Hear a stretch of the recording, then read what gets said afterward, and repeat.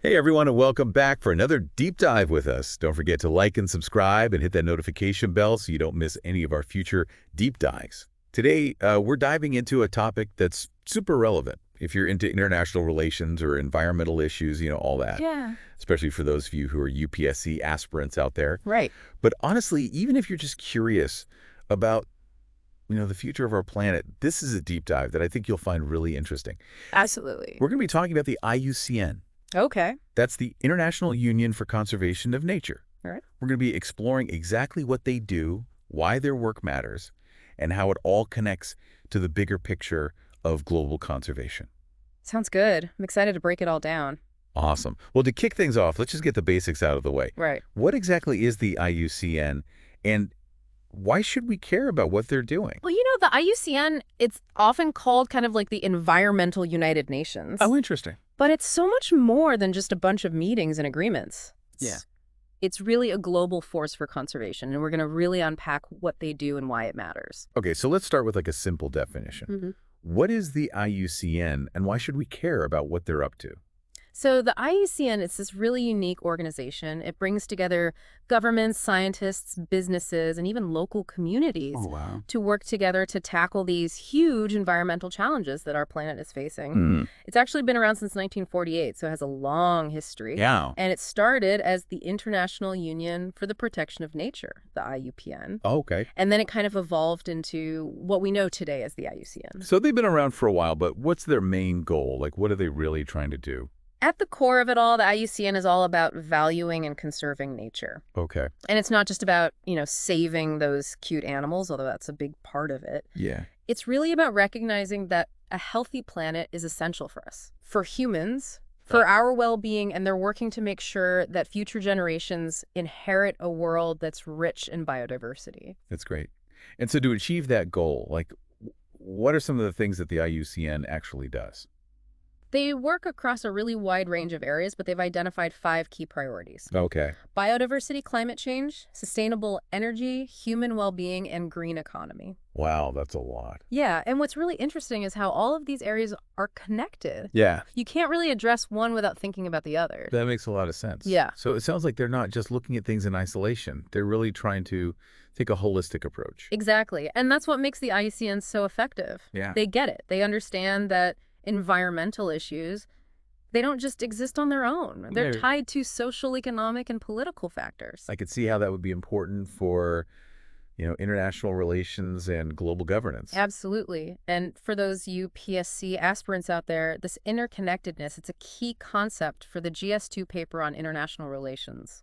Oh, definitely. You can see how the IUCN's work is directly related to global governance, sustainable development, international cooperation. Makes sense. Yeah. So for anyone interested in diplomacy or international affairs, understanding the IUCN and how they operate is super valuable. Absolutely. Okay, so we've established that the IUCN is this major player in global conservation with a pretty broad mission. Yeah. But let's dive into some specifics. One of their most well-known contributions is the IUCN Red List of threatened species. Right. So what exactly is this list and why is it so important? The Red List, it's basically like a global health checkup for life on Earth. Interesting. It's this really thorough assessment of the risk of extinction for thousands of species, and it's used by governments, conservationists, researchers, all sorts of people to inform conservation efforts and policy decisions.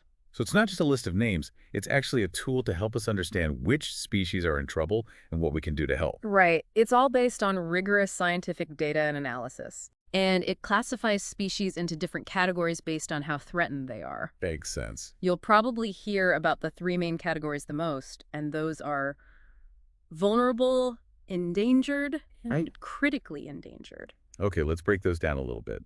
What makes a species vulnerable, for example? So a vulnerable species is facing a high risk of going extinct in the wild. Okay. A good example is the African elephant. They're facing threats like poaching for ivory and habitat loss because of human expansion, and all of that's pushing them closer and closer to the brink.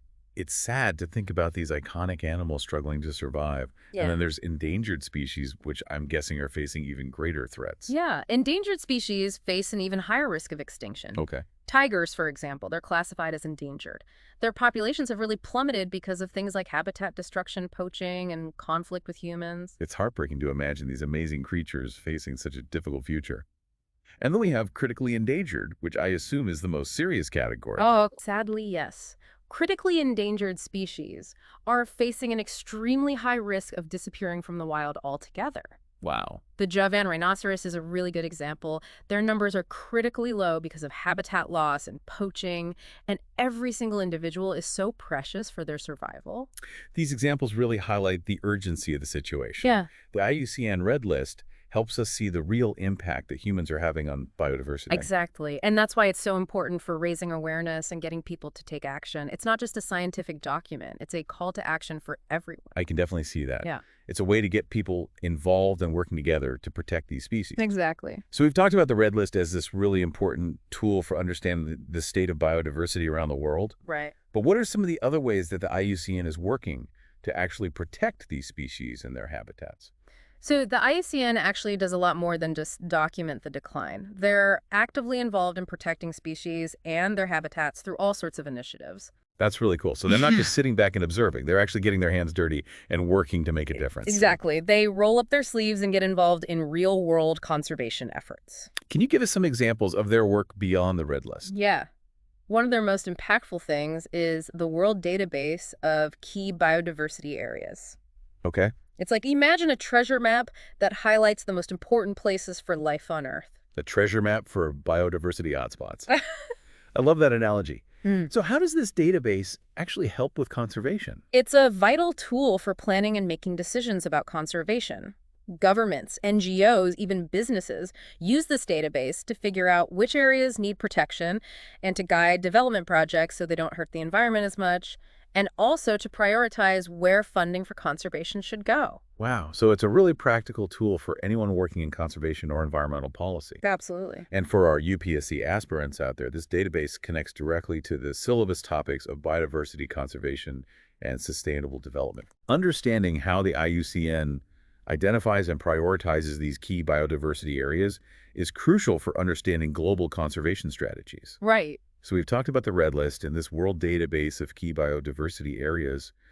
Are there any other tools or resources that the IUCN offers for people who are working to protect the planet? They also manage something called Protected Planet, which is a global database of protected areas. Think national parks, wildlife sanctuaries, marine reserves, all those areas that are specifically set aside for conservation. Oh, that's interesting. So it's not just about identifying important areas, but also keeping track of how well we're protecting them. Exactly. Protected Planet helps track progress towards international conservation targets, like the Aichi biodiversity targets, which were set by the Convention on Biological Diversity. For those who might not be familiar, can you give us a quick rundown of what the Aichi targets are? Sure. In a nutshell, the Aichi targets are a set of 20 global goals. They were adopted in 2010, and the aim was to stop biodiversity loss and promote sustainable use of natural resources. They cover a wide range of issues, from reducing habitat loss to combating the illegal wildlife trade. So Protected Planet helps us see if we're on track to meet these targets. Precisely. It's an essential tool for monitoring our progress and making sure we're accountable for protecting biodiversity. I want to talk about a term that's closely related to extinction, extinct in the wild. Okay. Can you explain what this means and how it's different from just extinct? A species is classified as extinct in the wild when we don't know of any living individuals in their natural habitat. Okay. But they might still exist in captivity, like in zoos or botanical gardens. So it's like a last stand for the species. A little bit of hope, but also a reminder of what's been lost. It is. It's a bit of both. But it's important to remember that some species classified as extinct in the wild are actually what we call functionally extinct. What does that mean? It means that even though they're alive in captivity, they're unlikely to ever be able to survive in the wild again. Oh, wow. Can you give us an example of a species that's considered functionally extinct? The Hawaiian crow, or ala, is a really sad example. Oh, yeah. There are some individuals alive in a captive breeding program, but they haven't learned the behaviors they need to survive in the wild. So it's really hard to imagine them ever going back. That's heartbreaking. It really shows how complex conservation can be and how important it is to protect species before they get to that point of no return. Absolutely. It highlights the need to be proactive with conservation. We can't wait until a species is on the verge of disappearing before we do something. Prevention is key. And speaking of prevention, let's talk more about the human activities that are causing this extinction crisis. Earlier, we touched upon some of the main culprits, like habitat destruction. Can you explain how what we're doing is impacting species survival? Habitat destruction, it's like we're pulling the rug out from under all these species. Yeah. Whether it's deforestation for agriculture, urbanization, building infrastructure, we're taking over natural habitats so fast. Right. And a lot of species are left with nowhere to go. And it's not just about losing physical space, right? It's also about habitats becoming fragmented, which makes it even harder for species to survive. Fragmentation breaks up habitats that used to be connected into these small, isolated patches. Right. And that makes it really hard for species to move around, find mates, and get the resources they need. And then there's the problem of invasive species, which, if I remember correctly, are species that aren't native to an area and can cause a lot of disruption. That's right. Invasive species are often brought to new environments by accident through global trade or travel. Okay. And sometimes even on purpose for agriculture or because they look pretty. Interesting. But without their natural predators or competitors, they can really take over. Oh, wow. They outcompete native species for resources and disrupt the whole balance of the ecosystem. So it's like a chain reaction with ripple effects throughout the whole ecosystem. Exactly. And as if habitat destruction and invasive species weren't enough, we also have the huge threat of climate change looming over everything. Right, climate change feels like this massive threat that just makes everything worse. It does.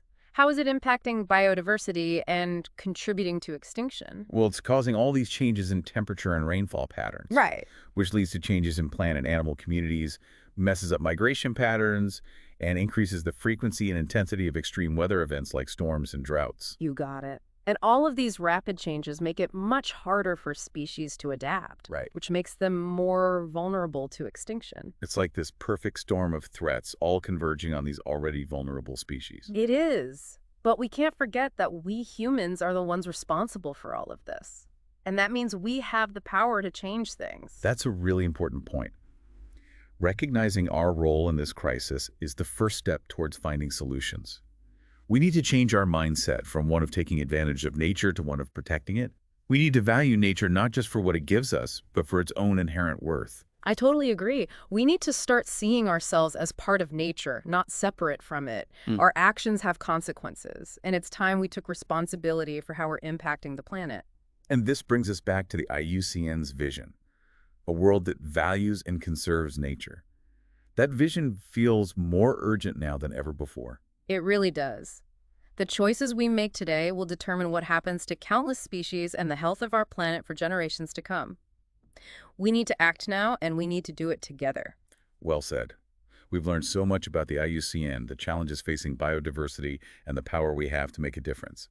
But this is just the beginning of our deep dive. So stay tuned for part 2, where we'll explore even more about the IUCN's work and how we can all contribute to a more sustainable future. I'm looking forward to it. You know, we were talking about how the IUCN is really active in protecting species and their habitats, and their initiatives are just as diverse as the ecosystems they're working to protect. That's what I find so fascinating about them. Yes. They're not just, armchair conservationists. They're really out there in the field making a difference. Yeah. Exactly. It's not just about observing and documenting. It's about taking action. So we've got habitat restoration, anti-poaching, community-based programs, policy advocacy. It's really a multi-pronged approach. I love that. So can you give us some specific examples of success stories where the IUCN has played a key role and actually made a positive impact? Oh, absolutely. One that always comes to mind is the Arabian ortygics. Have you heard of them? I think so. Tell me more. They're these beautiful antelopes that were actually hunted to extinction in the wild. But thanks to captive breeding and reintroduction efforts led by the IUCN and their partners, they're making a comeback. They're thriving again in their natural habitat. That's amazing. So from extinct in the wild to a thriving population, that's incredible. What a testament to dedicated conservation work. Are there other examples like that? Oh yeah, tons. The black-footed ferret in North America, the echo parakeet in Mauritius, the California condor, all these species were on the very brink of disappearing, but they were given a second chance thanks to these interventions. And a lot of them involved the IUCN, working with governments, local communities, and other organizations. It seems like collaboration is a key factor here. It's not just one group swooping in to save the day. It's about working together towards a shared goal. Exactly. Conservation is a team effort. It takes a multifaceted approach, addressing those root causes of biodiversity loss and empowering local communities to be stewards of their own natural heritage. The IUCN gets that. They recognize that long-term solutions need to involve the people who live alongside these species. And that's such a crucial point, especially for our UPSC listeners. Understanding the role of local communities, indigenous knowledge, community-based conservation, these are all essential for tackling these complex environmental challenges. Absolutely. The IUCN emphasizes that conservation can't be imposed from the outside.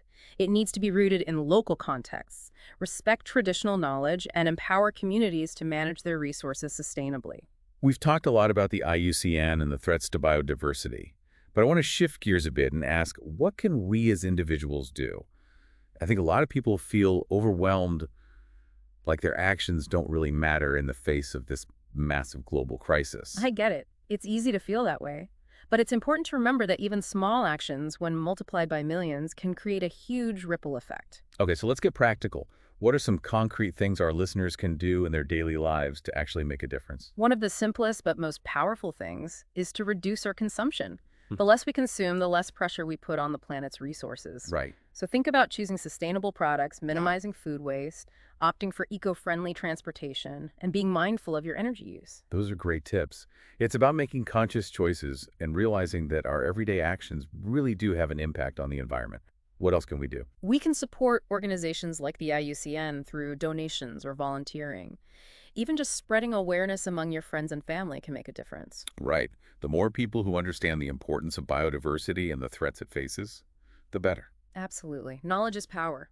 The more we understand about how everything is connected, the more likely we are to act in ways that protect our planet. All right, so welcome back to the final part of our deep dive into the IUCN. Yeah. We've talked about their mission, their tools like the Red List and the World Database of Key Biodiversity Areas. And of course, we've delved into this pretty sobering reality of the extinction crisis. Right. But it's not all doom and gloom, right? Definitely not. The IUCN is about a lot more than just documenting decline. They're actively working to protect species and their habitat. Exactly. And they're doing this through all sorts of different initiatives, right? Yeah. Oh, yeah, absolutely. And those initiatives are as diverse as the ecosystems that they're trying to protect. Everything from habitat restoration to anti-poaching efforts, community-based conservation programs to policy advocacy. It's a really wide range of activities. Okay, so let's get into some specifics. Can you share some examples like real success stories where the IUCN has played a key role? I think it would be inspiring to hear about actual cases where they've made a positive difference. Oh, for sure. One really inspiring story is the comeback of the Arabian oryx. Oh, yeah, I've heard of those. What happened? So this magnificent antelope was actually hunted to extinction in the wild. Wow. But thanks to a captive breeding program and reintroduction efforts led by the IUCN and partners, they're now thriving again in their natural habitat. That's amazing. So they went from extinct in the wild to a thriving population. It's such a powerful example of what's possible when we dedicate the resources and expertise to conservation. Are there other similar success stories? Oh yeah, tons. The black-footed ferret in North America, the echo parakeet in Mauritius, the California condor, all species that were right on the edge of extinction but have been given another chance because of conservation efforts. And a lot of these successes involve collaborations between the IUCN governments, local communities, and all kinds of different organizations. Collaboration seems to be a major theme here. It's not about one organization being the hero. It's about everyone working together towards a common goal. You got it. Conservation is a team sport. You need a multi-pronged approach, addressing the root causes of biodiversity loss, empowering local communities to become stewards of their natural heritage. And the IUCN really gets that. They know that lasting solutions mean working hand in hand with the people who live alongside these species. That's such a crucial point, especially for our UPSC folks out there. Understanding the role of local communities, indigenous knowledge, community-based conservation, all that is essential for tackling these big environmental challenges. Absolutely. The IUCN stresses that conservation can't be forced on people. It needs to grow from the ground up. Respect traditional knowledge, empower communities to manage their resources sustainably. We've spent a lot of time talking about the IUCN's role and the threats to biodiversity. But let's shift gears for a minute and talk about us. What can we as individuals do to contribute to this effort? I think a lot of people feel kind of powerless, like their actions don't really make a dent in such a huge global issue. Yeah, I get that. But it's important to remember that individual actions, when you multiply them by millions, they can create a massive impact. Okay, so let's get specific. What are some concrete things that our listeners can do in their daily lives to actually make a difference? One of the simplest yet most effective things is to reduce our consumption. the less we consume, the less pressure we put on the planet's resources. Makes sense. So think about choosing sustainable products, cutting down on food waste, going for eco-friendly transportation options, and being mindful of your energy use. All great tips. It's about making conscious choices and understanding that even our everyday actions have an impact on the environment. What else can we do? Well, we can also support organizations like the IUCN, either by donating or volunteering our time and skills. Even just spreading awareness about these issues among your friends and family can make a difference. Right. The more people understand the importance of biodiversity and the threats it faces, the better. Absolutely.